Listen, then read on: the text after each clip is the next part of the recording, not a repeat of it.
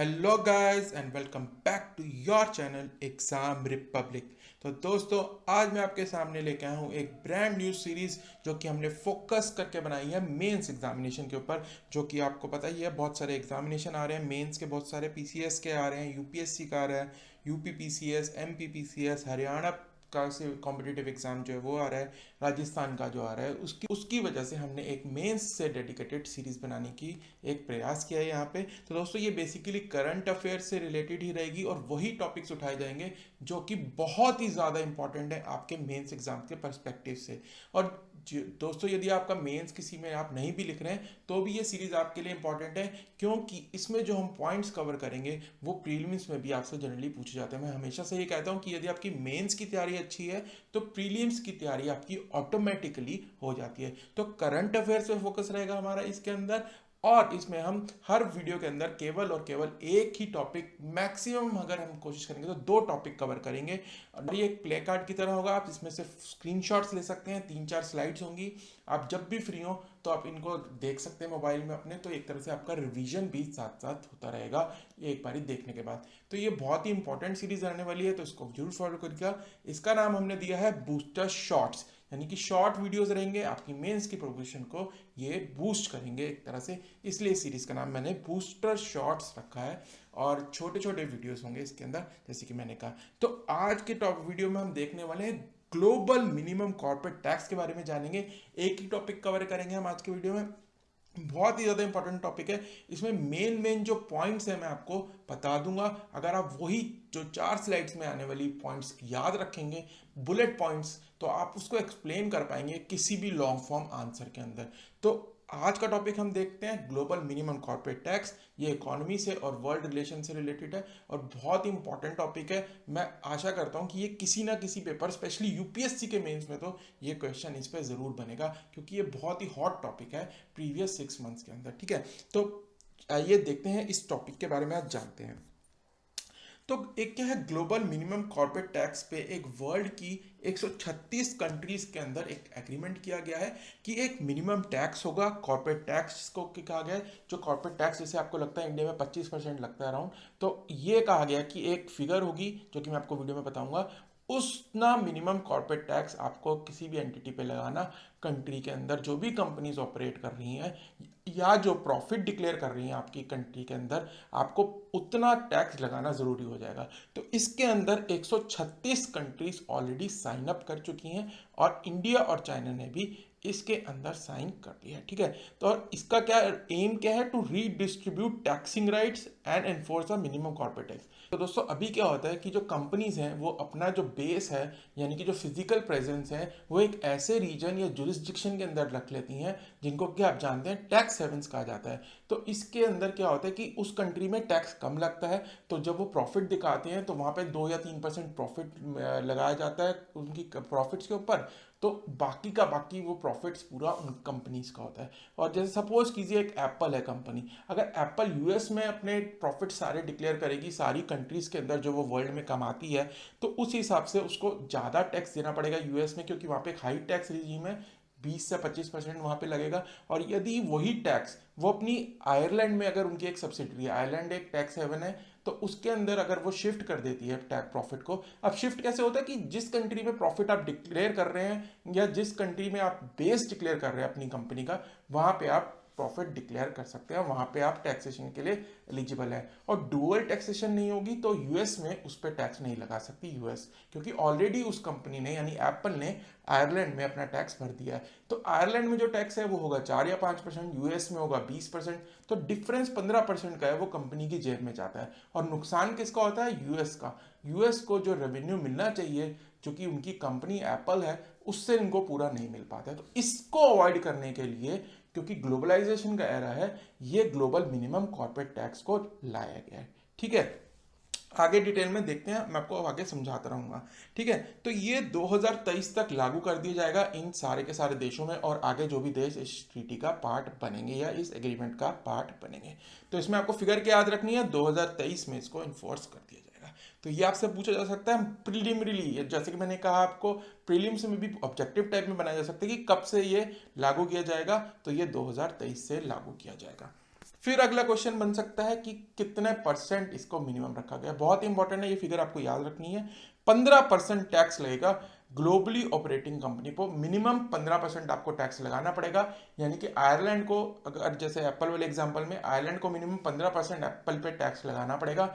नहीं तो सपोज कीजिए आयरलैंड ने सिर्फ 5% टैक्स लगाया, ठीक है, तो यूएस के पास इस एग्रीमेंट के अनुसार राइट होगा कि वो जो 15% जो लगाना चाहिए था आयरलैंड को और 5 उन्होंने लगाया, उसका जो डिफरेंस है यानी 10% अब यूएस टैक्स कर पाएगा एप्पल को यूएसए के अंदर। तो ये इस एग्रीमेंट का फायदा है, ठीक है। तो 15% इसमें टैक्स होगा मिनिमम, और 20 बिलियन यूरोस जिनके रेवेन्यूज है कंपनी और प्रॉफिट जिनका 10% के राउंड है, वो इसके अंदर आती हैं, सारी की सारी कवर्ड होती हैं कंपनीज, ठीक है। तो मिनिमम जो रेवेन्यू का टारगेट है वो 20 बिलियन यूरो के नीचे जो कंपनीज हैं वो इसके एम्बिट के अंदर नहीं आएंगी, ठीक है। तो ये फिगर्स बहुत इंपॉर्टेंट है, ये पूछा बहुत आसानी से जाएगा प्रीलिम्स में कि कितना डिसाइड किया गया है ग्लोबल मिनिमम कॉर्पोरेट टैक्स, तो वो है 15%। ये आपको याद रखना है, ठीक है। देखिए प्रीलिम्स की भी तैयारी हो जाए आपके मेंस के साथ साथ, तो इसलिए मैं कह रहा हूँ ये वीडियो आप जरूर अंत तक जरूर देखें, ठीक है। अब इसका ऑब्जेक्टिव क्या लाने का, to prevent shifting of companies profit to low tax jurisdiction. ये मैं आपको ऑलरेडी एक्सप्लेन कर चुका हूँ। प्रॉफिट्स को शिफ्ट ना करा जाए इसलिए इसको लाया गया। और इसको प्रपोज किसने किया था, जो बाइडेन जी ने किया था, जो कि यूएस के प्रेसिडेंट हैं। और ये ओईसीडी जो उनकी ऑर्गेनाइजेशन है, जो कहते हैं कि जो डेवलप्ड कंट्रीज की ऑर्गेनाइजेशन है, इसके बारे में मैं आपको करंट अफेयर्स की सीरीज में ऑलरेडी बता चुका हूँ डिटेल में। और G7 में दोनों में इसको एक्सेप्ट कर लिया गया था, और फिर बाद में इसको G20 जिसमें कि इंडिया भी मेंबर है, वहां पे भी इसको एक्सेप्ट कर लिया गया है। और 136 कंट्री एज ऑन डेट जब मैं बोल रहा हूँ इस एग्रीमेंट का पार्ट बन चुकी है ऑलरेडी। तो ये किस लिए है कि to provide taxing rights on profit on global companies in countries where they do business online और have no physical presence. Suppose कीजिए जैसे गूगल है, अगर गूगल का इंडिया में कोई ऑफिस ही नहीं है, ठीक है, तो क्या हो रहा था कि गूगल सब जहां से भी ऑपरेट कर रहा था इंडिया में, अब ऑनलाइन के अंदर कोई बाउंड्रीज तो है नहीं, इंडिया के अंदर उनके कस्टमर बेस बहुत ज़्यादा है क्योंकि इंडिया की पॉपुलेशन ज़्यादा है। तो गूगल क्या करता था, जो प्रॉफिट इंडिया से वो जनरेट करता था एडवर्टाइजमेंट दिखा के या एडवर्टाइजिंग सर्विस से, वो अपने लोअर टैक्स जुरिडिक्शन कंट्री में शिफ्ट करके उस कंट्री में टैक्स लगवाता था। इंडिया को कुछ नहीं मिलता था, जबकि रेवेन्यू जनरेट कहाँ हुआ, इंडिया के अंदर। तो इसी वजह से ये जो ग्लोबल मिनिमम कॉर्पोरेट टैक्स को लाया गया और इंडिया के लिए बहुत बेनिफिशियल होगा। तो ये उन कंपनीज के लिए है जो ऑनलाइन बिजनेस करती हैं और या फिर उनका कोई फिजिकल प्रेजेंस नहीं है पर वो रेवेन्यू जनरेट करती हैं उस कंट्री के अंदर, तो उस कंट्री के पास राइट होगा कि वो टैक्स कर पाए, ठीक है। तो जैसे कि मैंने बताया कंपनीज क्या है, जनरली वहां पे टैक्स पे करती हैं जहाँ लो टैक्सेस होते हैं, ठीक है, जहां पे वो प्रॉफिट डिक्लेयर करती हैं, ना कि जहां से वो रेवेन्यू जनरेट हो रहा है। तो इसी की वजह से इसको ओवरकम करने के लिए ये लाया गया है। अब कंट्रीज आप कहेंगे कि आयरलैंड भाई 5% क्यों दे रहा है टैक्स, इतना लो परसेंट, उनको क्या फायदा हो रहा है। उनको ये फायदा हो रहा है, उनको इन्वेस्टमेंट मिल रही है। जब एप्पल आपके आयरलैंड के अंदर अपना बेस दिखाएगा तो उनको इन्वेस्टमेंट मिल रही है ना, फॉरेन एक्सचेंज के टर्म्स में एफडीआई हो रही है ना उस कंट्री में। तो इसीलिए जो छोटी कंट्रीज हैं जैसे मॉरिशस होगी, लग्जमबर्ग हो गई, जिनको कि टैक्स हेवंस कहा जाता है, ये अपने जो टैक्सेस को बहुत कम रखती हैं जिससे कंपनीज आए और वहां पे इन्वेस्टमेंट करें और वहां पे अपना बेस बनाएं। तो जो भी उन्हें छोटा मोटा टैक्स मिलेगा वो उनके लिए एक्स्ट्रा ही है ना, क्योंकि अगर एप्पल आयरलैंड में नहीं जाएगा तो भाई वो कहीं और दे देगा टैक्स, तो आयरलैंड को तो मिल ही रहा ना 4-5%। इसीलिए वो लो टैक्स को रखती हैं अट्रैक्ट करने के लिए इन्वेस्टमेंट में। तो ये जो बोल्ड पॉइंट्स हैं ये आपको याद रखने हैं, ये मेन है। अगर आप ये याद रखेंगे तो अपना आंसर, आप कितना भी बड़ा क्वेश्चन हो, 15 नंबर का हो या 10 नंबर का हो, आराम से आप लिख सकते हैं। ये 4 स्लाइड्स अगर आपको अच्छे से आती हैं, ठीक है। और इसका बेनिफिट क्या होगा कि ग्लोबल रेवेन्यू में एनुअली $150 बिलियन हर साल एक्स्ट्रा जनरेट होंगे, ठीक है। तो ये सारा का सारा पैसा सरकारों के पास जाएगा वर्ल्ड ओवर। तो एडिशनली जो सरकारों को टैक्स मिलेगा वो सोशल डेवलपमेंट में लगा पाएंगी, इतना एडिशनल जो आप मान लीजिए हर साल लॉस होता है मिनिमम टैक्स ना लगने से, ठीक। अब इंडिया की पोजीशन के बारे में जान लेते हैं, इंडिया ने क्या करा था। तो इंडिया ने 2016 में 6%, जैसे कि मैंने आपको गूगल का एग्जांपल दिया था, तो उनकी एडवर्टाइजिंग सर्विसेज पे कहा था कि भैया आप रेवेन्यू तो इंडिया में जनरेट कर रहे हैं, इसलिए आपको 6% इक्विलाइजेशन लेवी देनी पड़ेगी। तो इसका नाम दिया गया था इक्विलाइजेशन लेवी। और 6% जो आप ऑनलाइन जनरेट कर रहे हैं एडवर्टीजमेंट से यहाँ पे रेवेन्यू, उसका आपको इंडिया में देना पड़ेगा टैक्स। ये 2016 में कहा गया। 2020 में इसको एक्सपैंड कर दिया गया कि भाई 2% आपको इक्वलाइजेशन लेवी डिजिटल ट्रांजेक्शन पे भी देनी पड़ेगी अगर आप फॉरेन एंटिटी हैं और इंडिया में ऑपरेट कर रहे हैं। ठीक है, तो अब इंडिया जब इस एग्रीमेंट का, ग्लोबल एग्रीमेंट का मेंबर बन गया है, तो इस वजह से अब इनको रोल बैक करना पड़ेगा ये एक्विजिशन लेवी, और 15% जो है कॉर्पोरेट मिनिमम टैक्स, ये इसके हिसाब से टैक्सेशन लॉज में अमेंडमेंट लानी पड़ेगी कि मिनिमम कॉर्पोरेट टैक्स अब 15% होगा। तो उसके रिगार्डिंग लेजिस्लेशन आपको लानी पड़ेगी पार्लियामेंट में इस एग्रीमेंट के अकॉर्डिंग। और बहुत टाइम अभी 2023 तक है, तो 2023 से पहले पहले ये करना होगा इंडिया को, और इंडिया को बेनिफिट ही होगा। जैसे कि आप देख सकते हैं कि फेसबुक है, गूगल है, इंडिया में रेवेन्यू जनरेट करते हैं पर इंडिया में टैक्स पे नहीं करते हैं वो कंपनीज, तो इंडिया को रेवेन्यू में बहुत ज्यादा फायदा होने वाला है इस एग्रीमेंट से। अब लास्टली देख लेते हैं, अगर क्वेश्चन उल्टा पूछ ले एग्जामिनर, ये तो मैंने आपको बेनिफिट्स बता दिए, क्रिटिसिज्म भी है इसका, कुछ कंट्रीज क्रिटिसाइज भी कर रही है। हम कौन करेंगे जिनका लॉस होगा भाई रेवेन्यू का, आयरलैंड जैसी कंट्रीज या मॉरिशस जैसी कंट्रीज जो कि टैक्स हेवंस है। तो क्रिटिसिज्म क्या है, तो ऑक्सफैम जो एक इंटरनेशनल एजेंसी है वो कहती है कि भाई ये टैक्स 15% आपने बहुत कम रखा है, इसको ज्यादा रखना चाहिए था। तो एक तो क्रिटिसिज्म ये है कि this is too low a tax. फिर इसमें क्या है, ये कहना है कि जो आपको एडिशनल 150 बिलियन डॉलर रेवेन्यू हर साल जनरेट होगा वो जो है आपका रिच कंट्रीज को जाएगा, इस वजह से जो इनइक्वालिटीज हैं कंट्रीज के बीच में वो वाइडन हो जाएंगी।